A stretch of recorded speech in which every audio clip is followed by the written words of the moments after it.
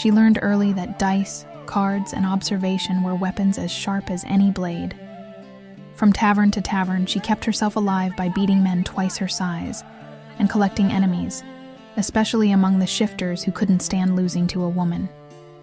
Fleeing a kingdom, she swore never to trust, never to let herself be tied to anything or anyone. Now she's arriving in a village where they say there's a mysterious player who has never lost a single match. She came for the challenge.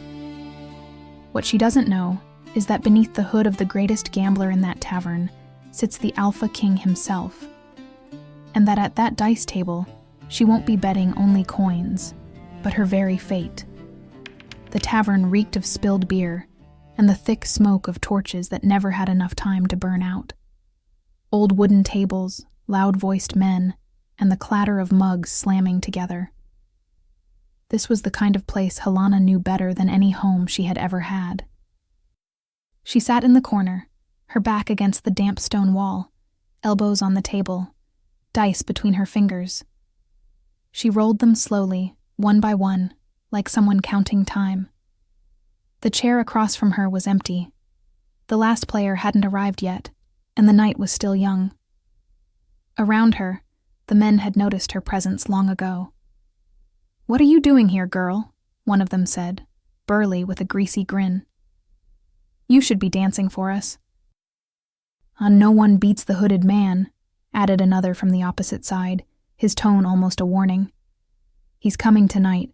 He's going to humiliate you in front of everyone, and then you'll want to dance." Laughter. Loud, self-important laughter. Helena slowly lifted her gaze. She swept her eyes across every face around her with a calmness that she knew was far more threatening than any bravado she could throw at them. "You talk too much," she said, voice low but clear. "Watch more and talk less." More laughter, mocking now, but she had already rolled her eyes and gone back to her dice. Let them laugh. She'd learned long ago that men who laugh before the match rarely laugh after. Helena rolled the dice once more inside her palm and closed her fist around them. The tavern was more crowded than usual.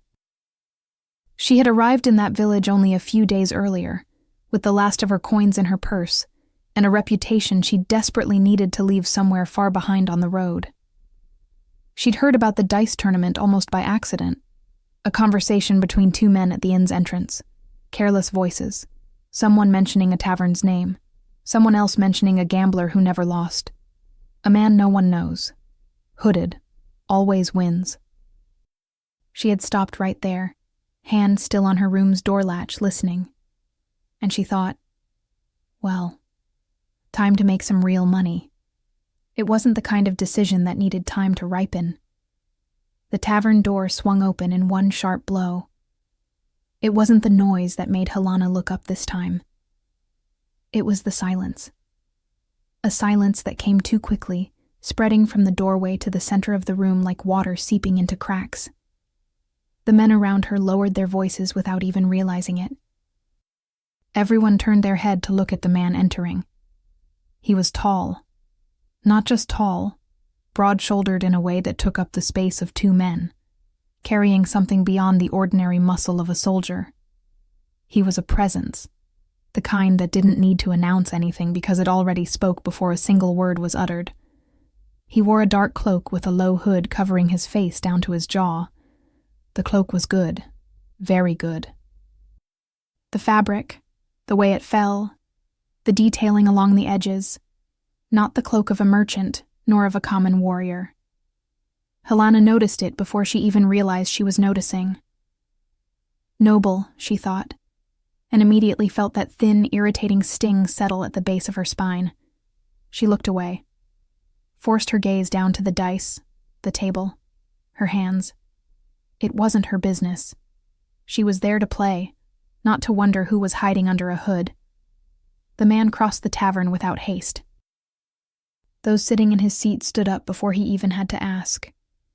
He sat at the main table, in front of the empty chair beside Helena, and from her angle, even without wanting to pay attention, she saw his hands resting on the wood. Large, still, completely unhurried. Focus, she ordered herself. The dice rolled for the first time and the tavern grew even quieter. Helena had a system. It wasn't magic or cheating. It was observation. She watched, and while she watched, she counted.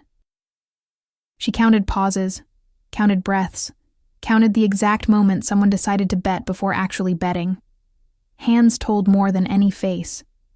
And the hooded man's hands, she realized within minutes, were far too disciplined to be innocent. He knew exactly what he was doing. He'd been playing for years. Good, she thought, feeling that familiar thin line of adrenaline run along her fingers. Even better. The match was long. Longer than any she had ever played. The man made no obvious mistakes. He didn't get distracted. And unlike everyone else she had faced in taverns throughout her life, he didn't underestimate her. At least not after the third round. She felt the exact moment he realized there was something in front of him worth paying attention to. A shift in posture, almost imperceptible. A pause 1 second longer before his throw. Now yes, she thought, and let her dice go. The sound the tavern made when the result came up was different, not the earlier laughter. The kind of silence that precedes genuine surprise. And then noise exploded. Shouts, laughter, mugs slamming, men pushing each other aside to get a better look. Helena had won. She swept the coins to her side with a calm that cost more than it appeared. Inside, something in her chest wanted to leap. Outside, she simply gathered the money and tucked it away. "Who are you?" The voice came from inside the hood. Deep, direct. Without the hostility she expected. Helena looked at him. It was the first time since the start of the game that she looked straight at where his face should be. But the hood still hid everything except his jaw and a mouth that was closed, firm, well-shaped, the kind of mouth Helena decided to stop looking at before curiosity turned into a problem. "It's better if you don't know," she said. Silence for a second. "Why?" "Because you're the one hiding under a hood." She tilted her head slightly. "If you hide like that, why should I tell you who I am?" The tavern burst into applause. Someone yelled something about her being the best thing that had shown up there in months. Helena felt his gaze even without seeing his eyes. Felt it like weight, like heat, like something she couldn't name and didn't want to try. She stood, took her bag of coins and left. The night outside was cold. That kind of cold that rose slowly from the damp ground up her ankles. Helena adjusted her cloak and walked without looking back. But she knew there were eyes following her exit. She didn't need to see them. "Don't think about that," she told herself. "You took the money. Now leave." The problem was that something, small, annoying, persistent, refused to be ignored. The way he had asked who she was. Not with anger, not with wounded pride, with genuine curiosity. The kind you just couldn't fake. She shoved the thought aside and quickened her pace. Inside the tavern, the hooded man remained seated for a few more moments at the empty table. Around him, conversations resumed, mugs clanked, noise returned. But he wasn't hearing any of it. He stood slowly, left through the back door, and stopped in the dark alley, breathing deeply. He was tracking. Her scent should have been there, mixed in the cold night air. Every person left a trail. Always. It was impossible not to, unless they knew how not to. But there was only the smell of earth and damp wood. Nothing else. He stood still for a long moment, jaw tight. Clever, he thought. She uses something to hide her scent. The shack Helena had rented for a few coins the previous week sat at the far edge of the village, squeezed between a crooked tree and an old fence. It wasn't pretty, just 4 walls, a roof that still kept the rain out, and a bed that smelled of dry straw. For her, it was enough. It had always been enough. She entered, locked the door, lit a candle, and sat on the edge of the bed, She opened her bag and counted the coins slowly, one by one.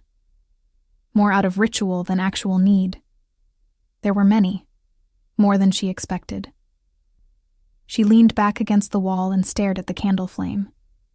The night outside was quiet, and that quiet, as it always did on nights like this, pushed things to the surface. Things she normally kept submerged. The orphanage, the long, cold hallway. The superior's face when she said Helena was incorrigible, a lost cause, someone whose nature didn't deserve the shelter she'd been given. Helena had been 12 when she was thrown out, with only what she could carry in her arms. She hadn't cried. She remembered that with strange clarity. Remembered the sun on her neck as she walked out the door. Remembered the gate closing behind her. Remembered taking a deep breath and thinking, fine. So this is how it is. The first tavern she had entered years later had been out of sheer desperation. She'd heard that women, courtesans, dancers, or those who could look pretty enough, could earn money in taverns, and she needed to eat. She reached the door, froze for a moment, looked inside, saw a table, dice. 2 men betting, one so drunk he could barely hold them. Something had pulled her toward the table, not the stage. She'd stepped in, sat in the empty chair, and asked to join the game. The drunk man laughed. The other frowned, but they let her. She lost the first 3 rounds without understanding a single thing happening. But by the 4th, something clicked. By the 5th, she won. And after that, she never stopped. She had never been good at asking, but observing, counting, understanding what wasn't being said, that she had always known how to do. She stared at the candle for a few more minutes, then took a small vial of oil from the leather bag beside the bed. She applied it to her neck, her wrists, the inside of her elbows, a ritual as automatic as breathing. The oil was herbal, made by her with roots and leaves she'd learned to identify on the road, but the original recipe came from other hands. Courtesans, mostly. Women she had met in village after village, who became friends in the only way a nomadic life allowed. Quickly, honestly, without ceremony. They taught her what the oil was for, masking the human scent of someone who didn't want to be tracked by a shifter. Its smell was almost imperceptible to ordinary noses, but to shifters, it erased everything. Helena had learned early never to neglect it. She lived on the borders, in regions where human lands and shifter lands blended without warning, where taverns served both without distinction. A single mistake, a wrong scent trail at the wrong time, and she could be followed by someone she would never be able to outrun. She had never had to find out what would happen if she were caught, and she intended to keep it that way. She applied the oil, lay down and closed her eyes. The image of the dice on the dark table was still burned into the inside of her eyelids. And across the table, those hands. Large, quiet, with a trained calm. No, she thought firmly, and turned on her side. She slept. On the other side of the village, in a place that felt like another world away, the castle walls cut the night sky into sharp, dark lines. Elliot slipped in through a side entrance only he and 2 others used at that hour, climbed the stone steps slowly, and reached his chambers without lighting a single candle. He stood in the middle of the room for a stretch of time he couldn't have measured. He had lost. He didn't lose games. He had lost to his father maybe 3 times, when he was 8, and the old man could still beat him in the details. But after 15, not even that.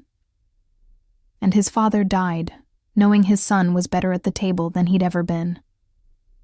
Tavern nights had started with his father, a small tradition that revealed itself, over the years, to be one of the smartest things the man had ever done for him.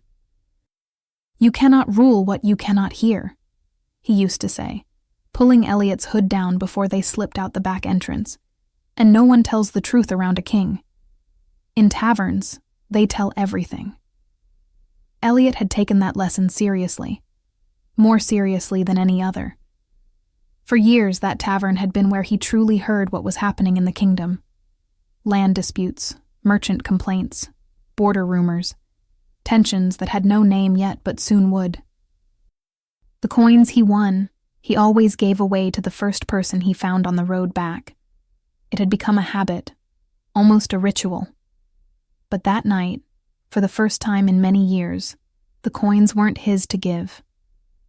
He walked to the window, stood facing the darkness outside, arms crossed. It wasn't the loss occupying him. It was her. The way she played. The absurd calm she kept while the rest of the tavern roared around them.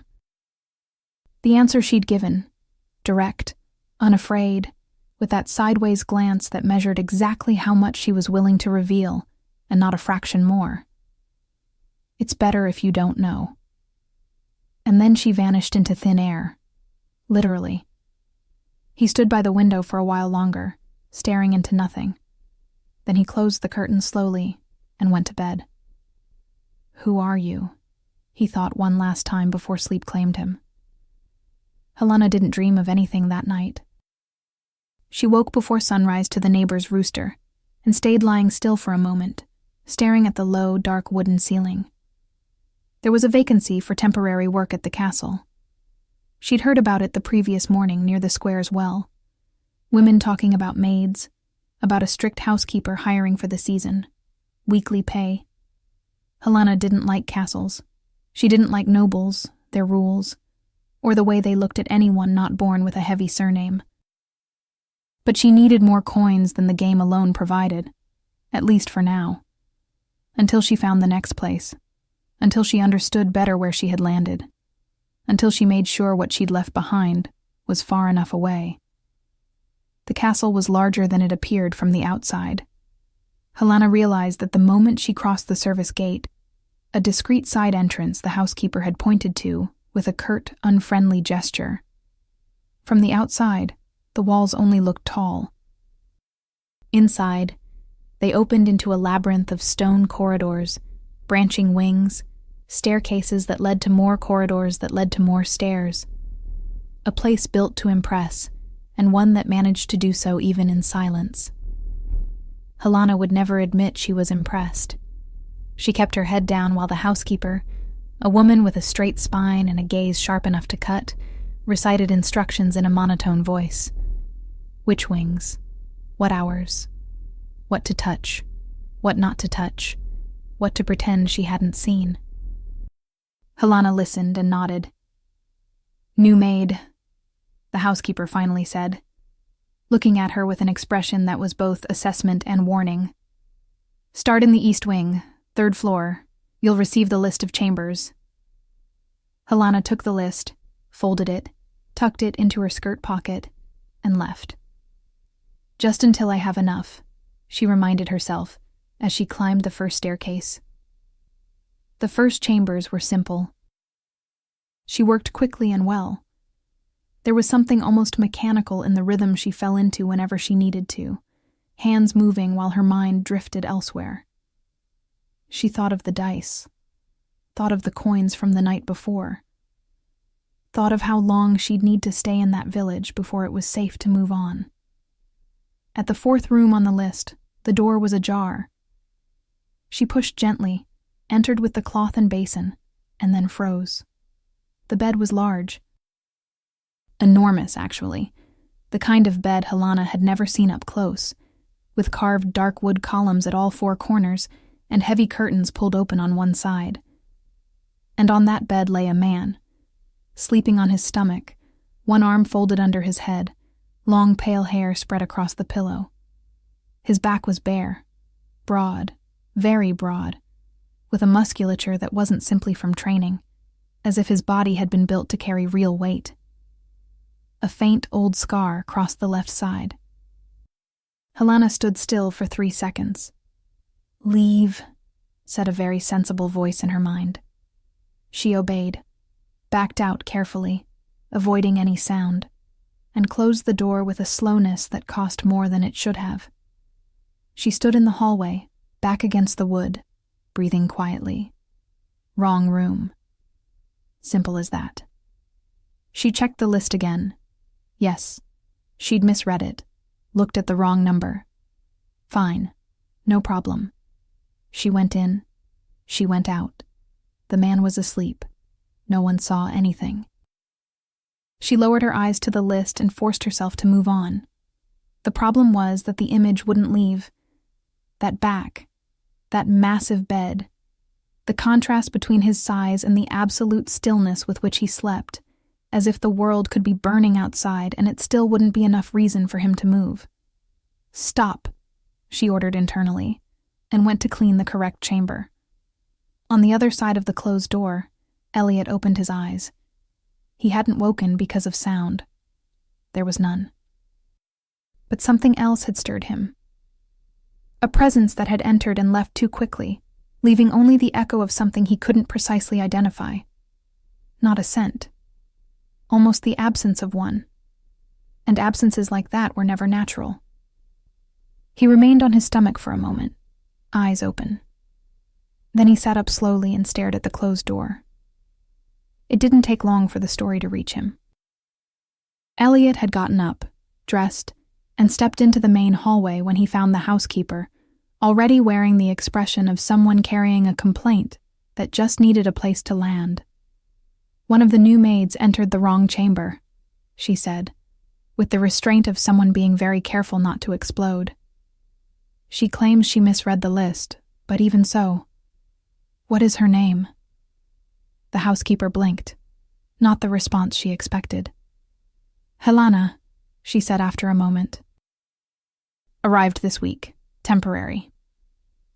Elliot nodded once, calm and unreadable, and dismissed her with a brief motion. She left with the air of someone thoroughly unsatisfied, but aware she had no room to insist. He stayed in the hallway for a moment. Helena. He walked to the end of the corridor, turned, and faced the full length of the east wing. And then he saw her, standing with her back to him a few meters ahead, cleaning one of the stone urns in the wall's alcoves. Her movements were practical, without any flourish. Hair pinned up, posture straight, a restrained energy in the way she held the cloth. Less servitude, more calculated patience. Elliot's heart lurched. He knew that posture, knew that energy. He had sat across a table watching that exact controlled stillness while dice rolled between them. She's here, the woman from the tavern, in his castle, cleaning alcoves in the east wing hallway as if it were the most ordinary thing in the world. Elliot didn't move. A part of him, the part that had learned from his father that haste was the costliest mistake a king could make, told him to wait, observe, find the right moment when no one could see, when he could have that conversation without it becoming gossip by nightfall. He turned and walked away. But the smile he fought back along the way was difficult enough to deserve mention. The back library was the one place in the castle where Elliot could think. Not the main library. That one was large, formal, filled with volumes meant to impress visitors rather than be read.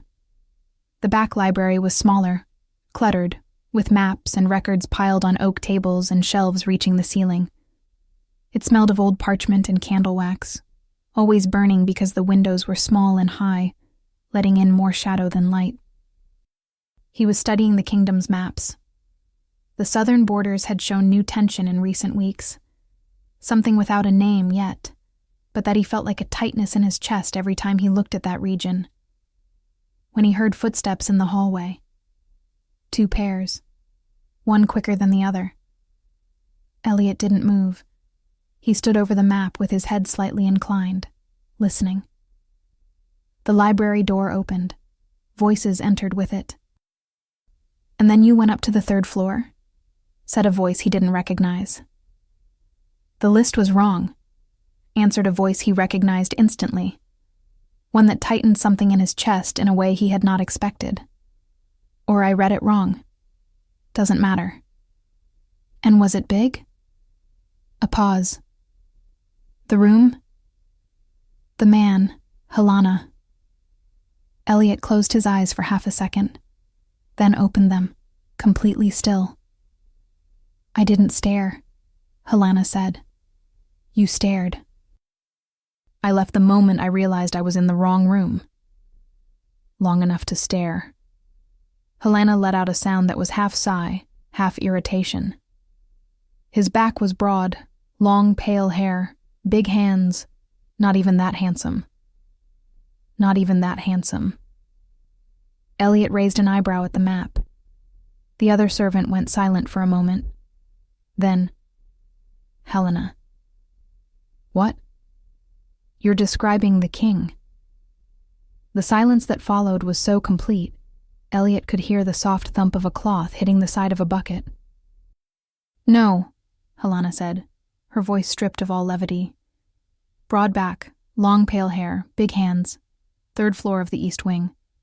A calculated pause. That's the king's chamber, Helena. Another silence. I'm going to the dungeon, Helena declared. You are not going to the dungeon. He's not like... I entered his room while he was asleep and stared at his back. That's a serious offense. It's disrespect. I'm going to the dungeon and I'm going to die there. You are not going to die. I'll be beheaded before that. Helena. The servant was clearly stifling laughter. The king does not behead maids. How do you know? Do you know every king in every kingdom?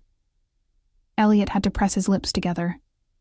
What you need is not to draw attention, the servant said, lower now, more serious. But the housekeeper. The housekeeper is going to eat me alive, Helena cut in, her tone resigned and completely void of drama. Fine. I'll stay away from his wing, finish my shift, take my pay, and leave early. You don't think he's handsome? I didn't see his face. But the back. Stop. The servant laughed. A real laugh. Free. Released. The kind that didn't ask permission. Fine. But listen. Just between us. The king has a way of sensing everything.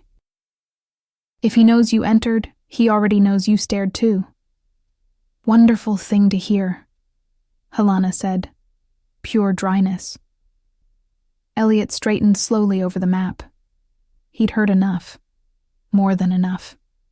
And he had reached the point where he either left or would have to endure even more, and there were limits to how long he could stand still when he wanted to laugh. He stepped out of the shadows. Both women froze. The servant bowed so fast she nearly toppled over. Helena didn't bow. She went completely still, cloth in hand, staring at him with an expression that was a mix of delayed recognition, restrained terror, and something very close to the fury of someone realizing they'd been overheard far longer than they would have liked. Names, Elliot said, calm and deliberate. Marta, the servant stuttered, bowing again so abruptly she almost dropped the bucket. Marta, sir. From the kitchens. Well, from the kitchens and now from the wings, too. They transferred me this week. Not that it's relevant. I only mean that I wasn't encouraging any disrespect. She was only telling me about her shift, and I asked how it was, and she answered, and I asked something else, but it was completely unintentional. It's possible I ate something spoiled this morning, and maybe part of what I said doesn't make much sense if examined carefully. And you? Elliot turned to. Helena. She raised her chin. Just a fraction, almost imperceptible, but enough to be exactly what it was, the instinctive refusal to shrink. Helena, she said. Elliot remained silent for a moment. Her eyes were dark and direct, with that same quality he'd noticed in the tavern. Someone who measured danger and decided how much fear to show. In her case, the answer always seemed to be the absolute minimum. She held his gaze. And for 1 second, a single one, he saw something flicker across her face. A doubt. A shapeless recognition trying to anchor itself somewhere and failing. She hasn't realized yet. Be careful with what you say, he told them, slow, each word measured. And be careful with the trouble you make. Castle halls are no place for that. A precise pause. Otherwise, the dungeons have plenty of room for both of you, Marta bowed again, nearly folding in half. Yes, sir. Absolutely, sir. No more conversations, no more words. Maybe I'll stop speaking entirely just to be safe. Elliot had already turned away. He left, closed the library door behind him, and walked the corridor with even steps, turned the corner. And then he let the laugh escape. Low, contained, but real.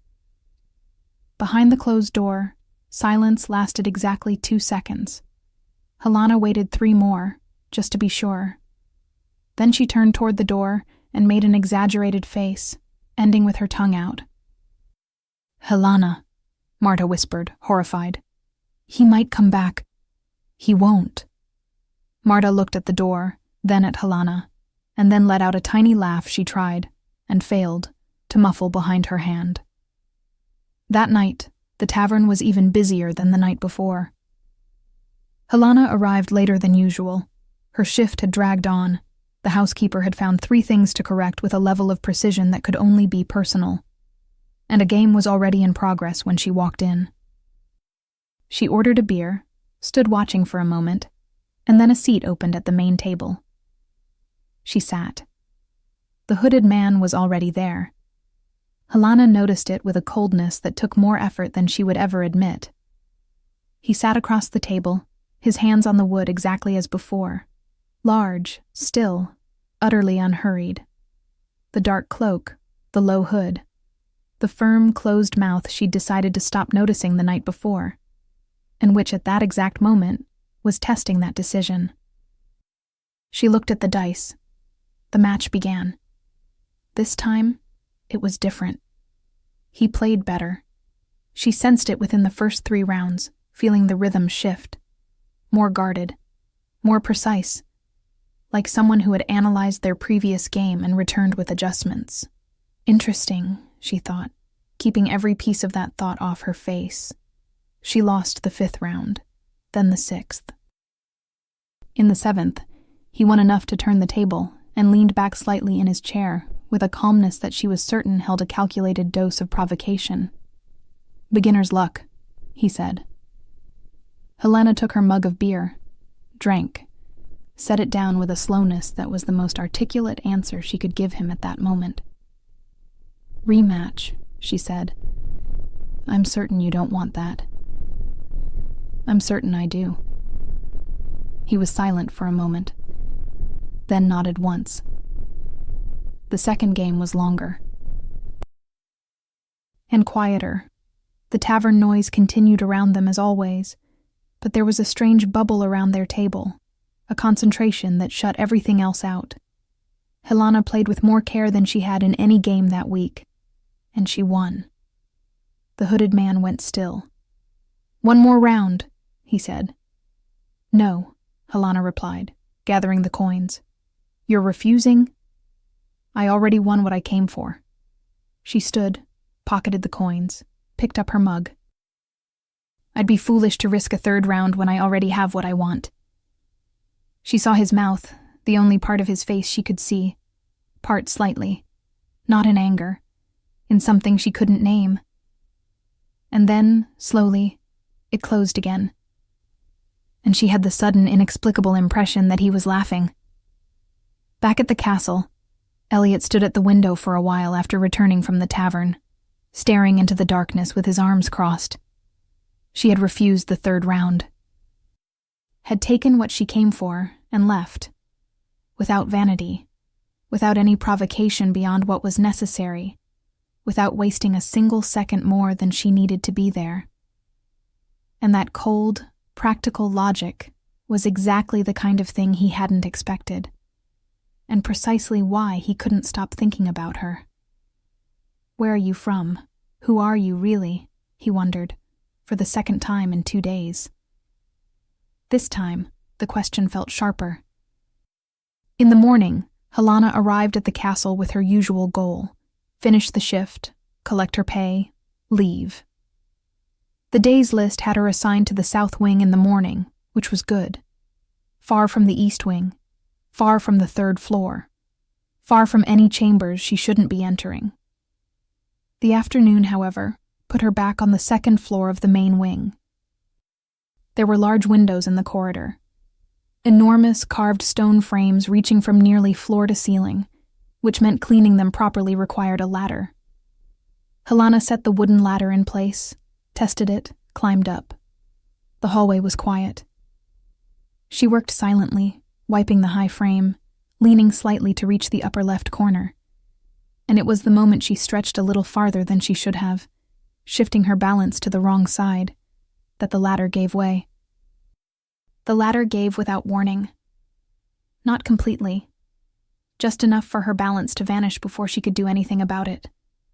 In one suspended, utterly useless second, Helena felt the air, the absence of ground under her feet, and had just enough time to think no before the rest happened.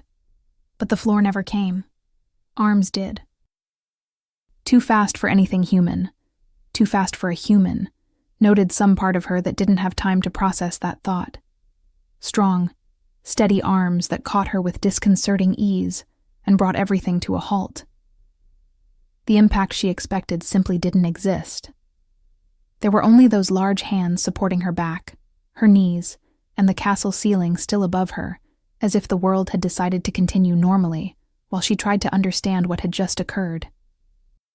Elliot was looking down at her. Up close, his face was... "Stop," she ordered herself, urgent and panicked even inside her own mind. "At least the big arms are useful for something," she heard herself say. The silence that followed lasted just long enough for her to fully understand the magnitude of the mistake she'd just made. Elliot didn't frown, didn't raise his voice. He did something worse. He went completely still for a moment, eyes fixed on her with an attention she felt like pressure against her skin, and then he slowly set her on her feet. His hands slid lightly up her arms, firm, making sure she was steady before he let go. But he didn't step back. He stayed there, too close. And then he leaned in. Helena's heart stopped entirely. He leaned toward her, slow, deliberate, with that controlled calm that didn't ask permission for anything. And for one full suspended second, she had no idea what was about to happen. His mouth was too close to her face. Her eyes dropped before she could stop them, and she dragged them back up too late. "He won't..." His mouth reached the curve of her ear. "Careful with what you say," he murmured, voice low and warm and absurdly close. "I can put you in timeout." Heat shot up her neck in an instant. Her forehead dampened. Her fingers tightened around the cloth for no reason at all. There was a thread in those words that wasn't anger, wasn't warning, but had the weight of both. And she stood frozen, speechless, motionless, completely exposed in the quietest way possible. He straightened, stepped away as if nothing had happened, looked at her with that impossible calm. "Continue your work," he said, with a normality that bordered on absurd. And he left. Helena stood where she was for 3 seconds, then turned the nearest corner, pressed her back against the cold stone wall, and closed her eyes, heart still out of rhythm. What was that? She asked herself, with no answer. He almost... No, almost nothing. He said a sentence and walked away. That was it. That was all. A king wouldn't approach a maid for any reason other than reminding her who was in charge, and she'd understood the warning, and that was the end of it. She opened her eyes, looked at the cloth in her hand, and spent several seconds unsure what to do with it. Get your pay, go to the tavern, win some coins, and stop thinking about this. Elliot remained in the corridor for a moment after she turned the corner. He looked at his own hands, at the place where her weight had been, then at the far end of the hallway where she had vanished. Something was happening beyond what he'd planned when he decided to wait for the right moment to reveal himself. Something that wasn't only curiosity and wasn't only the unfinished interest from a game he'd lost. She didn't know who he was. She still hadn't connected the hooded man at the tavern to the king in the castle, and part of him, small but persistent, wanted to see how much longer that would last before she figured it out. And another part, larger, more honest, knew he wouldn't be able to wait much longer. The tavern that night was exactly the way Helena liked it. Loud enough that no one really paid attention to anyone else, and crowded enough that a woman alone at a dice table didn't seem like a novelty to anyone except those who already knew her. She won. It wasn't the hardest game of the week. It was something else. It was the game where, around the third round, she realized the hooded man across the table was playing differently. Not worse, just differently. Like someone who had something on his mind besides the dice and was making a visible effort not to let it bleed onto the table. She noticed, kept it to herself, and won anyway. When she swept the coins to her side, there was a satisfaction in the gesture she wouldn't have been able to explain. It wasn't just the money. It was never just the money with him, and that thought alone was enough to leave her slightly annoyed with herself. She ordered more beer, drank slowly, and was rearranging her bag to leave when his voice came from the other side of the table. "I'll walk you." Helena froze with her hands still on the bag. She looked up at him, at the hood, at his mouth, at the hands resting on the wood with that stillness she'd learned to read as focused attention, not disinterest. "What?" "To wherever you're staying." His voice was neutral, direct, without any affectation. "It's late. You're leaving here with enough money to buy yourself trouble." Helena stared at him for a moment. There was something in the way he said it. No pretense, no framing it as a favor, no expectation of gratitude up front. That was different from what she was used to hearing from men who offered to walk her home at night. But distrust was a habit older than any observation. "Why should I trust you?" she asked. "How do I know you don't just want my coins?" He went quiet for a second. Then said with a patience threaded with a faint line of humor, "If I wanted your money, I would have beaten you." Helena looked at him. Then a laugh slipped out, short, involuntary, genuine enough to surprise even her. "You're not that good," she said, "but you're going to say yes anyway." It wasn't a question, and the worst part was, he was right. She stood, slung the bag over her shoulder, and headed for the door without another word. He rose behind her. Outside, the night was cold. That dry kind of cold that settles over the ground like low mist after midnight. The tavern torches faded quickly behind them, and the packed dirt road cutting through the far side of the village was dark enough that any sensible person would have preferred not to walk it alone. Helena had been walking alone on roads much worse than this for years. But there was something different about walking with him beside her. Not exactly a feeling of protection, because she had never quite known what to do with that. It was more the sense that the silence between them didn't ask anything of her. It didn't demand conversation, didn't demand explanation, didn't demand she be anything other than what she was in that moment. A woman with coins in her bag and dirt on her boots, walking home. He was the one who spoke first. "You never say much about yourself." Helena kept her gaze ahead. "I learned not to." "Why?" "Because the more you say—" She paused briefly, not in a calculated way, but like someone whose words were forming at the same time she spoke them. "The more you give away, and the more you give away, the more people have to use when they need it." He walked in silence for a few steps after that, and they already have. It wasn't a question. She noticed that he'd heard enough to understand what sat behind her words without needing her to explain. And there was something about that that was both comforting and slightly disturbing, because she wasn't used to being read so accurately by someone she barely knew. "You don't say much about yourself either," she said after a moment. "So we're even. That's true. So don't analyze me if you don't want to be analyzed." She felt, more than saw, the corner of his mouth tug upward. And she kept her eyes on the dark road, with the odd and mildly irritating awareness that she liked having provoked that reaction. "Stop it," she told herself. They kept walking. The conversation didn't return right away. But the silence that took its place was different from before. Heavier, more aware, like two sides of a table that already know each other well enough to understand the game is still going, even when nobody's rolling. The shack came into view ahead. Helena stopped at the door and turned toward him, clearly intending to say something dry and straightforward that would end the night cleanly and without complication. But he hadn't stepped back. He was only a few paces from her, and there was something in the way he was looking at her, even if she couldn't quite see it because of the hood. Quiet, direct, with that concentrated attention she knew from the dice table, but that now had no game to justify it, and the sentence she had planned simply wouldn't come out. "Thank you," she said at last, "for walking me." He didn't answer. He stepped closer.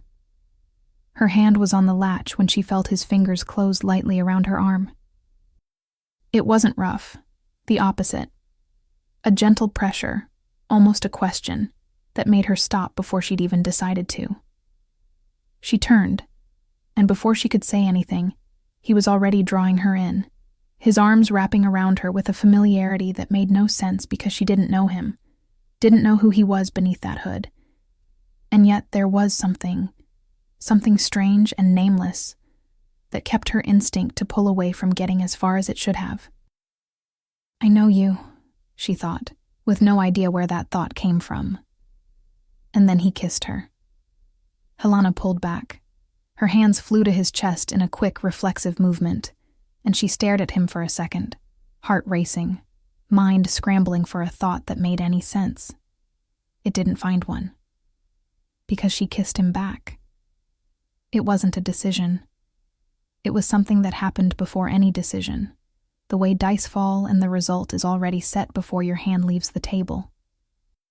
His hand slid down to her waist, slow and firm, and she felt her own fingers climbing the back of his neck, still covered by the hood, coarse fabric beneath her palms, and tightening. And even that didn't feel strange in that moment, because there was something in that kiss older than this night, older than this village. And she couldn't explain it, but she felt it and she wasn't stopping. He hadn't planned this. Elliot knew that with a clarity that solved absolutely nothing while his hand was at her waist and she was answering him, truly answering without pretense or calculation, with that blunt honesty that was the most defining thing about her, and that was now translating into a kiss that was doing deeply inconvenient things to his ability to think.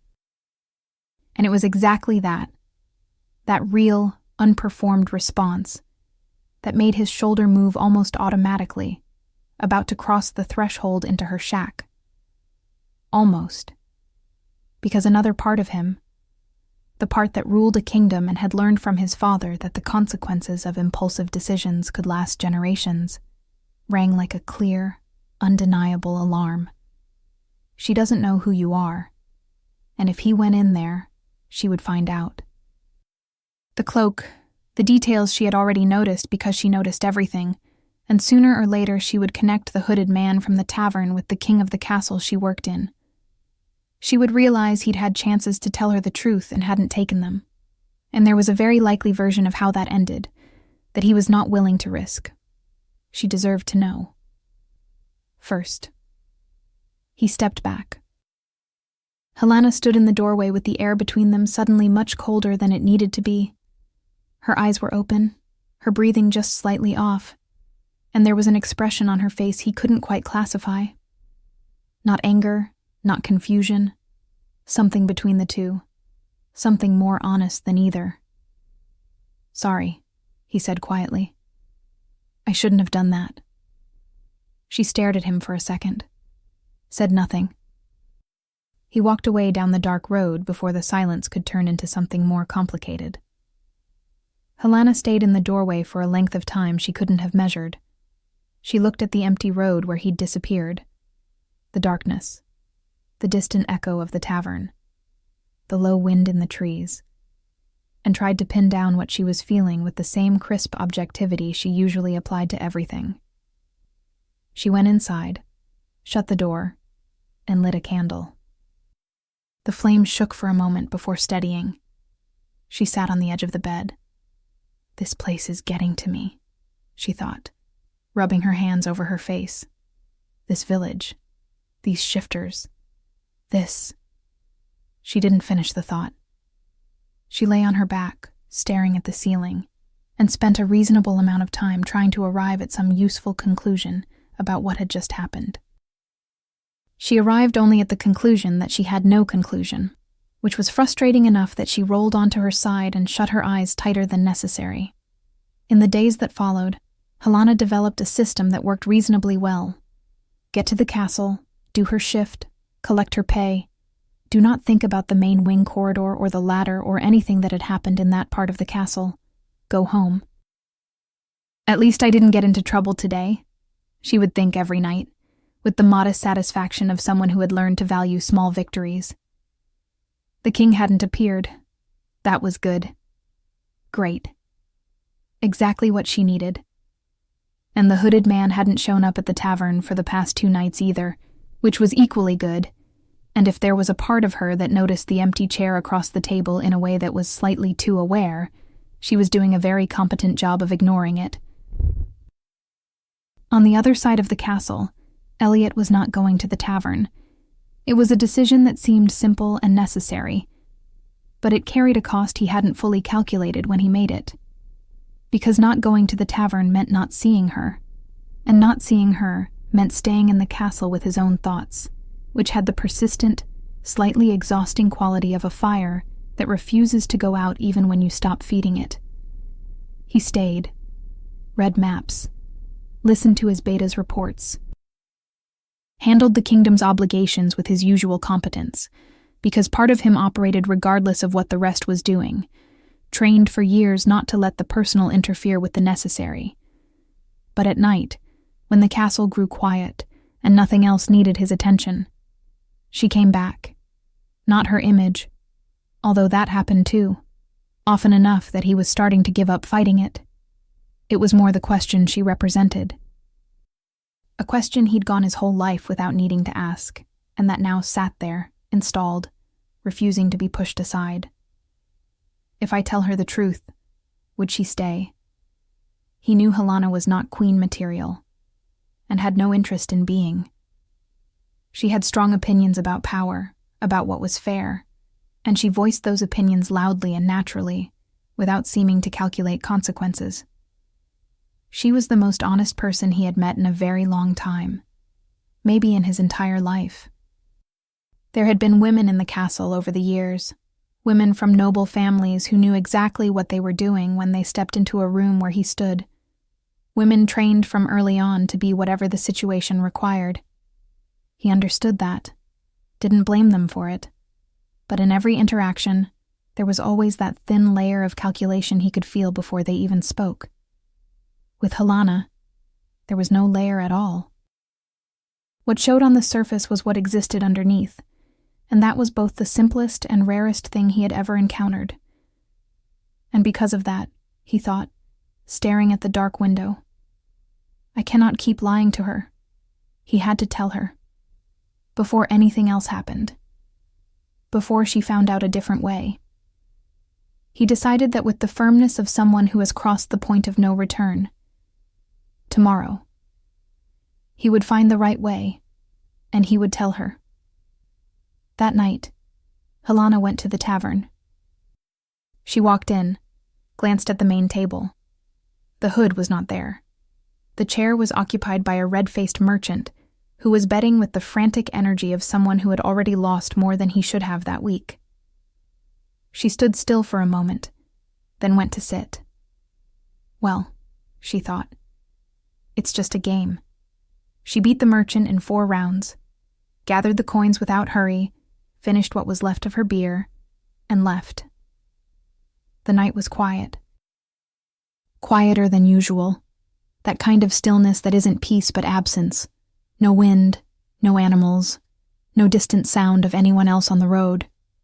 Helena hitched the bag higher on her shoulder and quickened her pace, guided by that old, reliable instinct that didn't need a reason to tell her it was too late to be walking slowly. It wasn't enough. The footsteps came from behind, fast, more than one pair, and she turned before they reached her, But there were 3 of them, and the first already had her arm before she could step back. The bag was ripped away. She fought because that's what she did, because it was a reflex older than any wisdom. But there were 3, and the blow from the left caught her hard enough to tilt the world and darken its edges.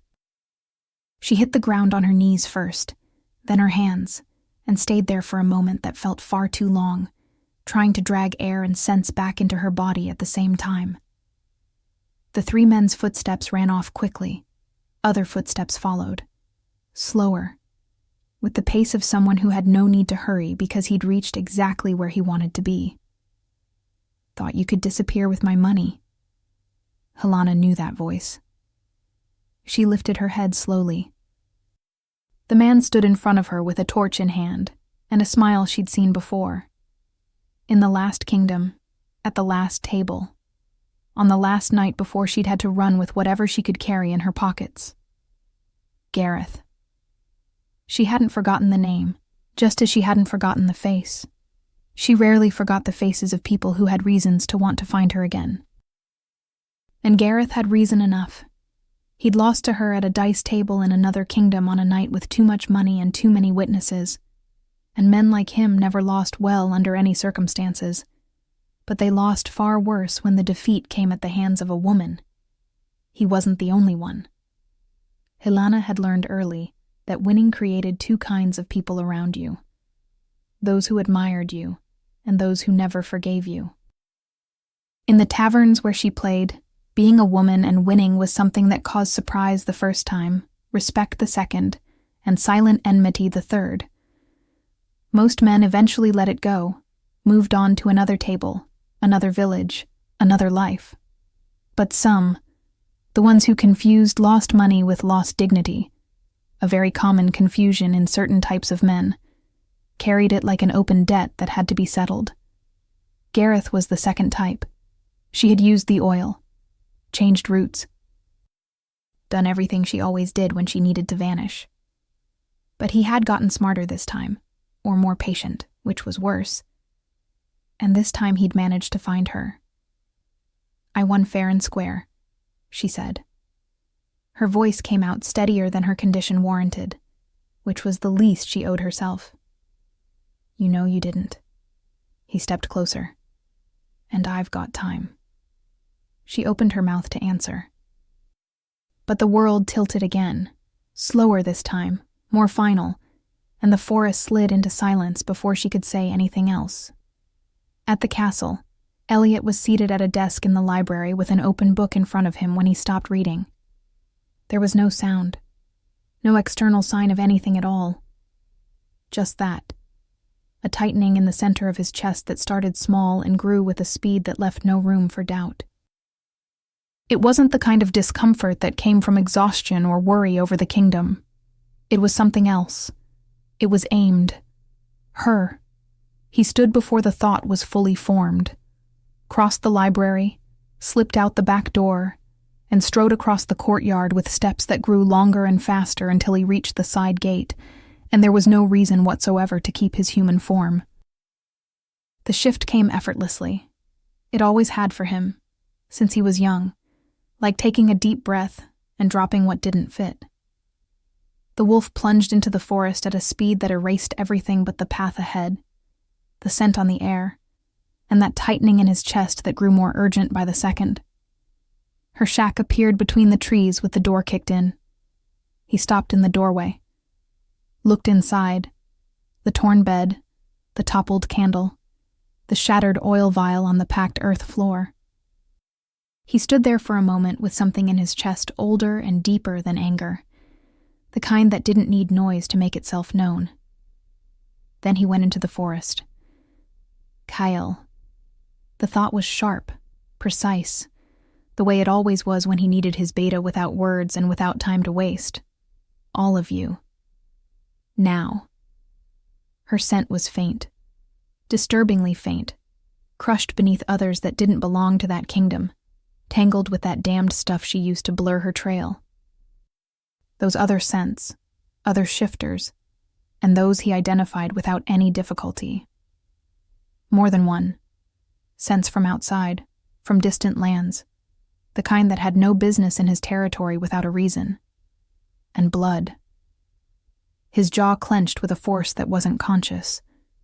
Something deep in his chest, old, instinctive, utterly beyond the reach of reason, tightened in a way that wasn't anger yet, but was becoming anger with a speed he didn't bother to control. She's hurt. He followed. He sensed her before he saw her.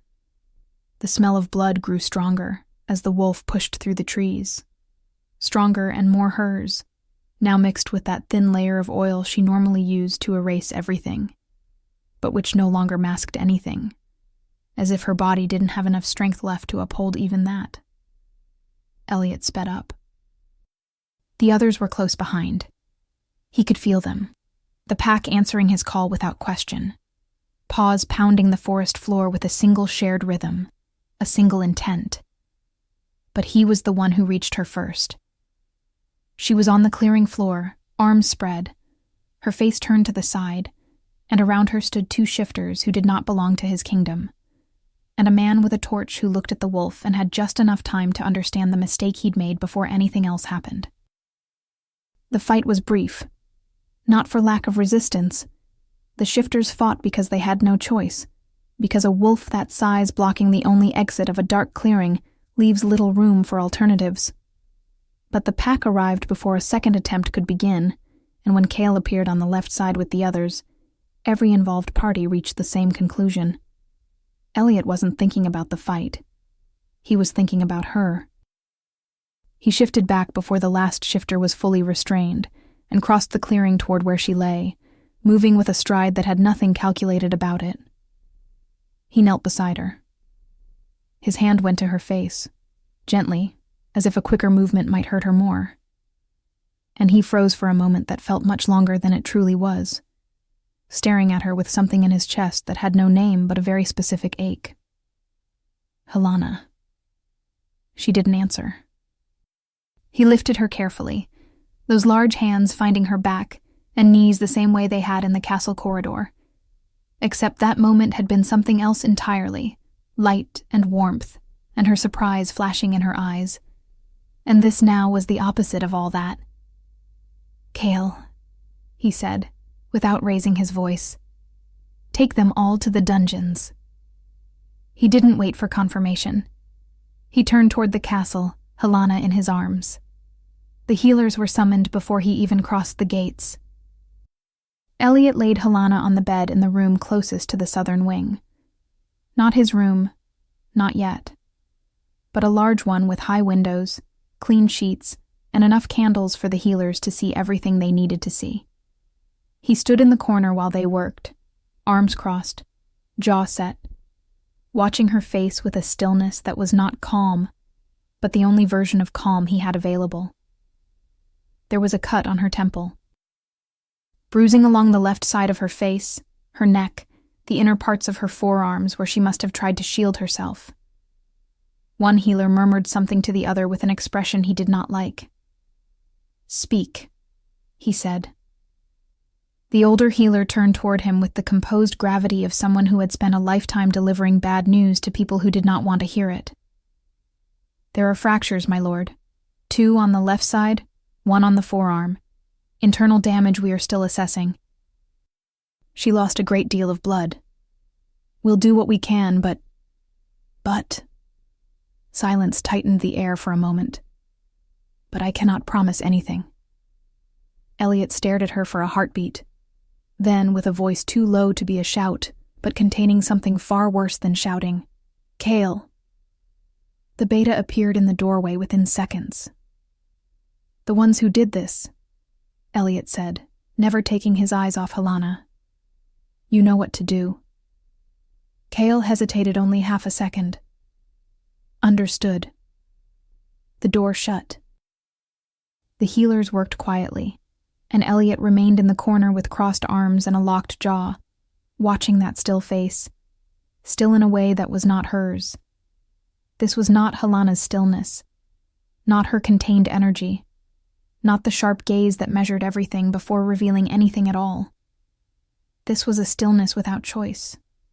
And something about that specific difference, was harder to endure than he had expected. He waited for the healers to finish. Waited with the rigid stillness of someone who had learned to hold too much inside, but the cost of that was rising sharply with every passing minute. When the elder healer straightened and looked at him with an expression he understood before she spoke a word, he already knew. "My lord," she said, with a gentleness he recognized as the kind reserved for moments, when gentleness is all that remains. "I believe you should say your goodbyes. We've done everything we can, but her body is failing. There isn't much more leave." The healer froze for a breath, then left, closing the door with a careful softness that was somehow worse than any noise would have been. Elliot stayed where he was.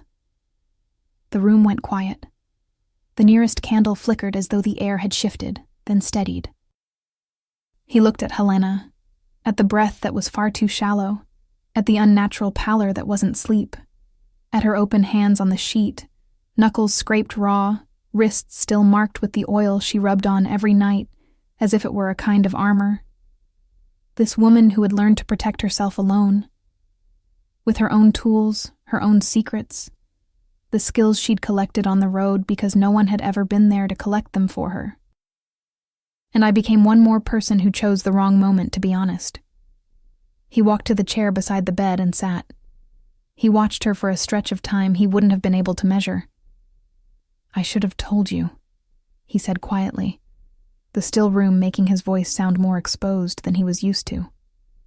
"The first night, when you beat me and walked out without looking back, or in the corridor, or in the library when you said things about kings in front of a king without knowing, and I thought it was amusing instead of having the courage to speak." He paused. "I waited because I thought I had time. I always thought I had time." She didn't answer. Of course she didn't.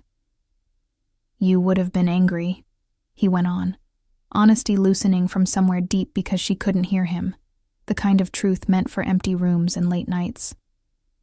"You would have slammed a door, said things about nobles and power that I would have carried in my ears for weeks." Another pause. "I would have let you go. And then I would have gone after you.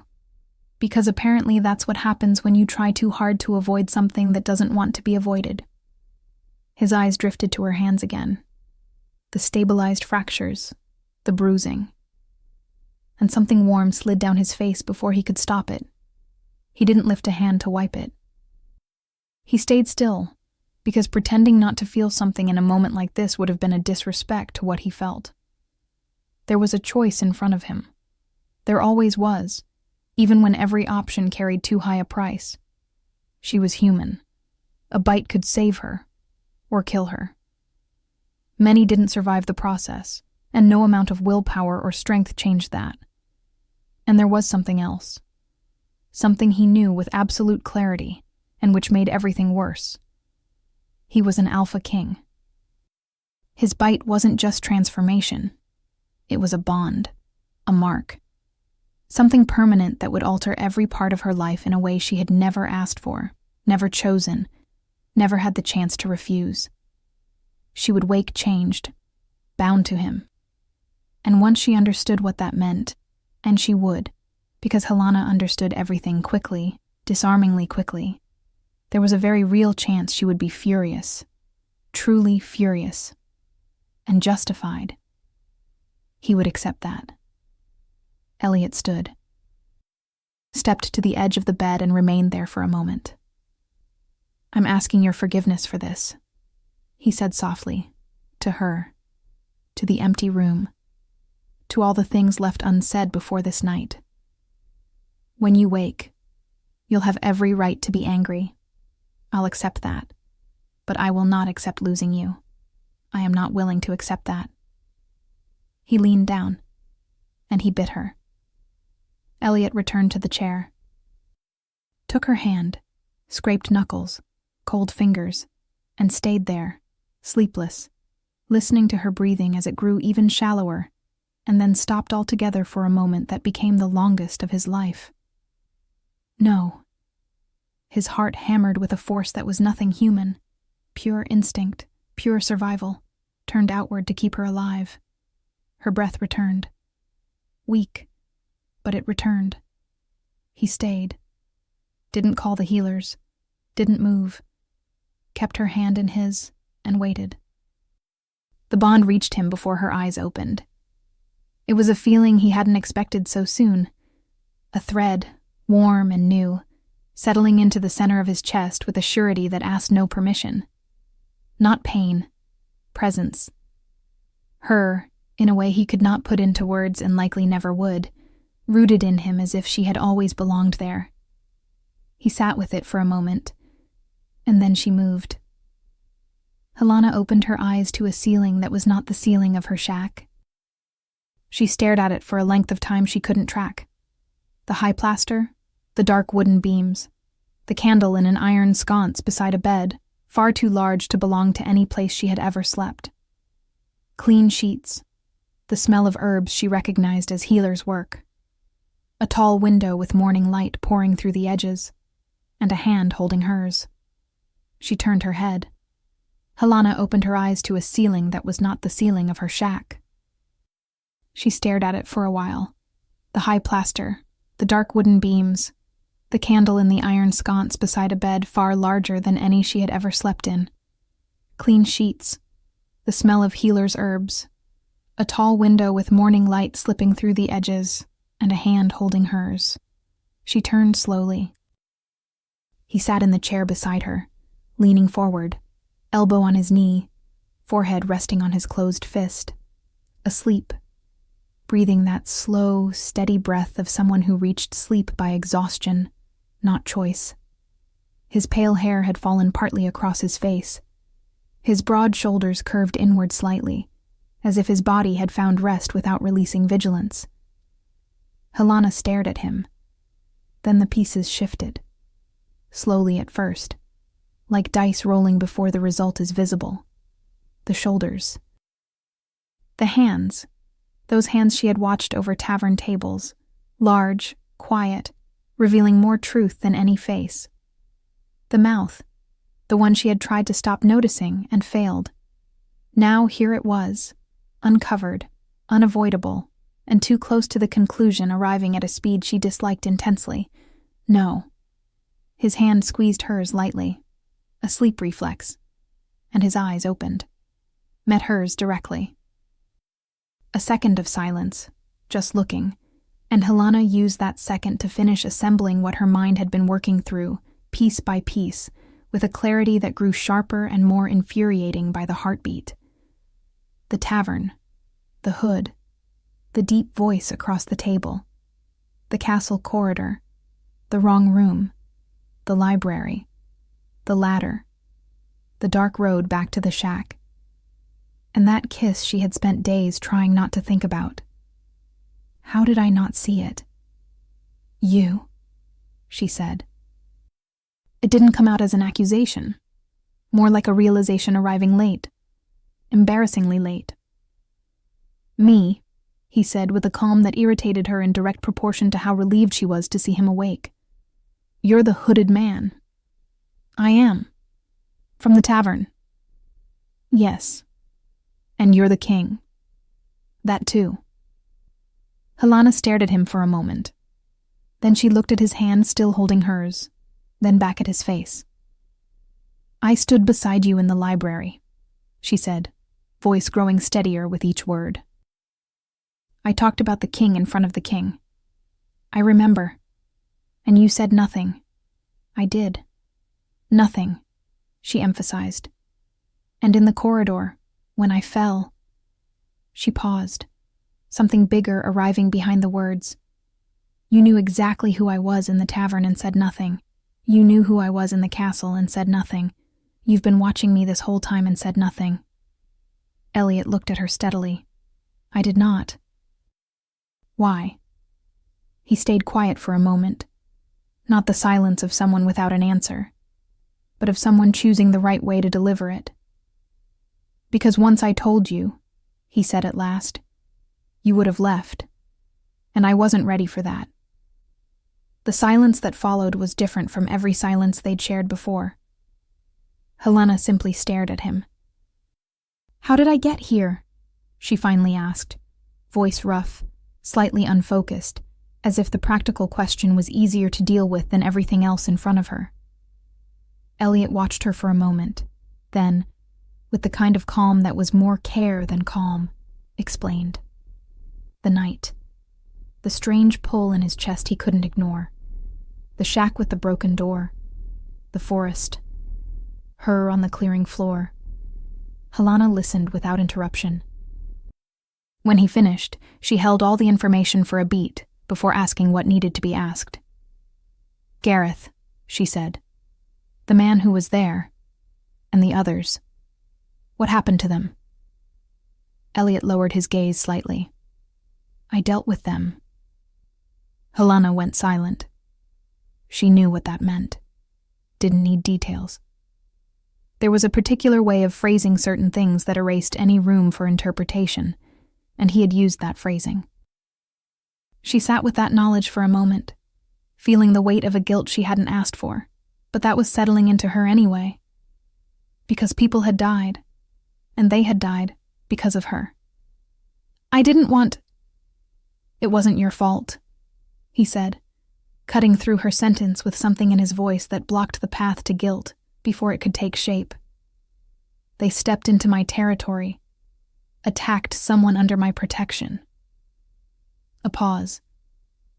"And I thought you were going to die, Helena." His voice dipped slightly. Not in drama, but in startling honesty. "I wasn't willing to let them walk away from that." Then she felt a surge of warmth, not hers, rising inside her like hot water in cold air, carrying anger and relief and something deeper she couldn't name but recognized from instinct, not memory. She looked at him, eyes widening slightly. "What was that?" "What was what?" "That. I felt your anger." She paused. "I felt it." Elliot stayed silent. And she kept feeling it. Not just the anger, but him, in a way without words. His scent in the air, present since she woke but becoming sharper, more defined, as if the air around him held a different weight than the rest of the room. And there was a pull, small, inconvenient, involuntary, to close the distance between them, which she was ignoring with more willpower than she wished to expend. "I'm dreaming," she thought unwillingly. "Because this man cannot possibly be looking at me like that and have done everything he did for me." "You're not dreaming." Helena's mouth fell open, closed. Then she stared at him with a mix of shock and indignation. "You heard that." "I did. I didn't say anything out loud." "No." She froze for a second, processing. "How did you do that?" Elliot took a slow breath, not of impatience, but of someone preparing for a difficult truth. "Because I bit you," he said, tone direct but surprisingly gentle. "That's how you survived. The healers said there was nothing else they could do, and I wasn't willing to accept that." Helena stared at him. There were too many feelings hitting her at once. Gratitude, confusion, that inconvenient pull she was trying and failing to temper. And she needed a moment to sort them in order of priority. "So I'm a wolf," she said finally. "Yes. You can read what I think. If you allow it." He leaned forward slightly. "Thought speech is a pack thing. You'll learn to control it with time and practice. But for now," he paused, "yes. What you don't control, I can feel." Helena opened her mouth to respond, but he continued before she could. "And it's more than that." His voice dipped lower, even more careful. "I didn't just turn you. I marked you." She frowned. "What does that mean?" He stayed silent for a moment. Then the answer came, not in words, but as certainty, the same way she had felt his anger minutes before, warm and unfiltered. You are mine, and I am yours." Helena stared at him. Elliot looked back with that contained calm she was learning was the opposite of lack of emotion. It was the holding back of too much. "But if you don't get a handle on those thoughts you keep having about me," he said, with a threat in his voice that was not a warning but lived close to one, "I will want you right now, and you are still healing." Heat rushed up Helena's neck fast and utterly without permission. She stared at him for a second and then, because sensibility had limits when a man looked at her like that, she said, "Then stop seeing my thoughts." "Until you learn to control it," he said, with a patience she suspected was being tested. "It's inevitable. Just as you feel me, I feel you." A small pause. "You have a great deal to learn." Helena went quiet. "I'm asking forgiveness," he said, voice brutally sincere. "I had no right to choose this for you. I know that." She stared at him. There was a spark of rightful anger in her. She knew it was there, somewhere. But other things were taking up too much space. He shut his eyes briefly. "Stop thinking that." She flushed before she could stop it. "It's inevitable." "Helena." "I said it's inevitable." She lifted her chin in the exact defensive angle he already knew. "You said yourself that. Until I learn—" He crossed the room to her. Not slowly. Didn't ask permission. His hand going to her jaw as he kissed her. And the kiss was a different kind of intensity altogether. She felt him leaning toward her, and she answered without hesitation, her hand rising to the back of his neck, pulling him closer, wanting more than this. Wanting. He broke away, his breathing uneven, his hand still on her cheek, and his eyes, she noticed with shock, were yellow. Not fully, not frighteningly, but the amber burned there, unmistakable, and she felt it mirrored in her own chest. "You're still recovering," he said, voice strained in a way that revealed everything restraint tried to hide. Helena stared at those eyes. "You have a visitor," he said, summoning every last shred of composure. He stepped back, straightened, and left the room, closing the door with a soft care completely at odds with the look he'd had seconds earlier. Helena sat frozen in the bed. Her heart beat out of rhythm, her hands trembled against the sheets, and the air around her held his scent. Stronger now than when he was in the room, which made no sense, and yet was absolutely real. Marta entered exactly 3 seconds later, as if she had been waiting right outside for the corridor to clear, which she absolutely had. "You're alive," she said, her voice an odd mixture of relief and accusation. "Apparently. Thank the heavens." She pulled the chair he'd left, sat, and launched into a monologue she did not intend to pause. "Do you know what people are saying in the corridors? That the king stayed by your side all night. All night, Helena. The healers left the room, and he stayed alone with you, and no one went in until morning. And now the whole castle is saying he's going to marry a tavern drunkard, and the moment I heard that I thought, tavern drunkard, and instantly knew it was you. It couldn't possibly be anyone else, because who else? Marta. I'm talking. I nearly died of worry. Didn't sleep. Stayed outside this corridor until Cale told me to leave, and I left, but came back an hour later because I couldn't stay away. Marta. Helena waited. Thank you. Marta stopped. Stared at her for a beat, and then her expression shifted into something quieter, more real than anything she'd said so far. You don't owe me that, she whispered. I do. Helena held her gaze, and there was an honesty there she did not give easily, one she had learned too early to hide. I'm still processing everything that happened. The king, the marking, the fact that apparently I'm a wolf now and can smell things I shouldn't be able to smell. She paused. But there's one thing I don't need to process. Marta waited. You're the one real friend I've had in a very long time, Helena said. The only one who stayed. I move too much and people fall behind, or I fall behind, and it always ends the same way. A short breath. I don't want you to fall behind. The silence that followed was the gentle kind. Marta stared at her for a moment, eyes glistening with tears she refused to let fall. Then she inhaled, squared her shoulders, and said with a voice back to lightness, but carrying everything underneath. Then you better teach me how to play dice. Who knows, maybe I'll meet a king too. And they laughed. 3 months after Helena woke in a castle room with a king's hand wrapped around hers, and her life rewritten in ways she was still processing slowly, because trying to understand everything at once would drive anyone in circles. The housekeeper now sat across from her at a long table. The spoon, the woman said, her patience clearly being rationed. The smaller spoon is for the soup. The larger spoon is for when the soup is larger, Helena offered. Marta, sitting beside her as her lady-in-waiting, pressed her lips together hard, not nearly hard enough to hide the sound that escaped anyway. The housekeeper closed her eyes briefly. For dessert, my lady, as I have explained. I know, Helena said. I was joking. I know you were. The woman inhaled deeply. That is what concerns me.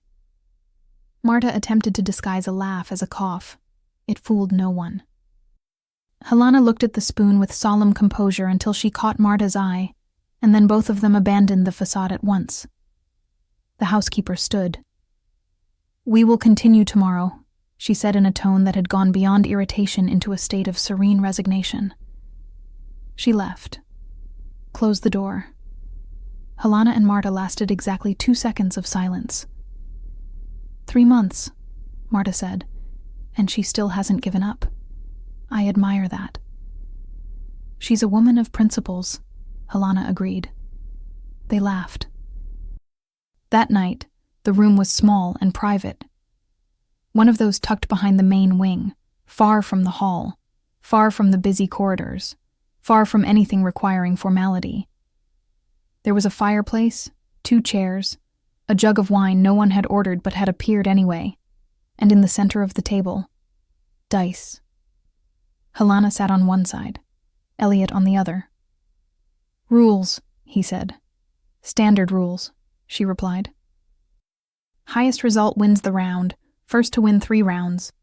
Whoever loses, he interrupted, calm as ever, removes 1 piece of clothing first. Helena stared at him. He stared back, completely unbothered, as if suggesting a perfectly sensible game variation and waiting for simple confirmation. You, she said slowly, are suggesting this because you think you're going to win. I'm suggesting it because games become more interesting when they have consequences. The usual consequence is losing coins. We have plenty of coins. The corner of his mouth lifted. Consequences must matter to be effective. Helena stared at him. There was something in his eyes, that amber ring that surfaced whenever he felt something more intensely than his expression betrayed. Present now, subtly, but undeniably. He could feel what she felt. That was the problem. And also, she was beginning to admit to herself, not entirely a problem. Fine, she said, picking up the dice. You're the one who's going to lose anyway. We'll see. Elliot watched her for a beat. Then, slowly, the smile she had spent weeks trying to spot under a hood appeared fully. Roll, he said. She rolled. The dice spun, hit the edge, and stopped. Helena looked at the result, looked at him. Your turn, she said, maintaining a neutrality that cost effort. He picked up the dice. Rolled without hurry, as always, and his result was 1 point higher than hers. Just 1. Enough. Interesting, he said, watching her closely. Looks like the first piece is yours. It was 1 round. Yes. He waited. Helena stared at him for a long moment. Then, with deliberately slow provocation, she reached for her boot and set it on the table with ceremonial precision. He retrieved the dice and passed them back to her. Second round. She rolled. He rolled. This time she won, and she looked at him with calm expectation. Elliot loosened his belt with his usual composure. Then, with no rush and absolutely no ceremony, unbuttoned his trousers. Helena realized what was about to happen 2 seconds before it did. Wait. Too late. He removed his trousers, folded them with almost absurd dignity, and sat back down bare from the waist down, expression neutral, as though merely following the rules they had agreed upon. Helena froze. Looked. Kept looking long enough for him to know she was looking, and then she dragged her gaze up to his face with an expression attempting indignation and failing spectacularly. "Dirty play," she muttered. "You're doing this to break my focus." "I'm following the rules. Trousers are a piece," he said, utterly neutral. Then added, "And you know very well I can feel exactly what you're thinking." Helena flushed in a way she could neither stop nor deny. She snatched up the dice with pure force of will, staring pointedly at the table and nowhere else.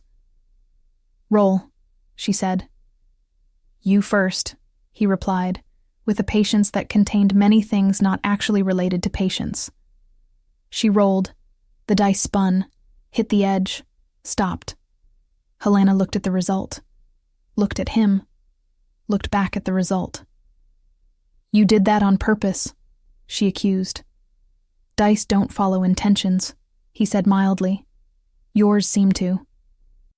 He watched her with that amber gaze glowing more brightly by the second, and the silence between them had long ceased to be about dice. Both of them knew it, neither intending to change it. "Your turn to remove something," he said.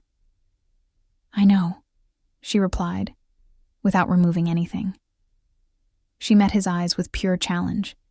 "What? You're going to make me?" He rose from his chair. Helena didn't move. On principle, because she refused to give him the satisfaction of stepping back, as he circled the table with deliberate calm that she now recognized as the edge of lost restraint.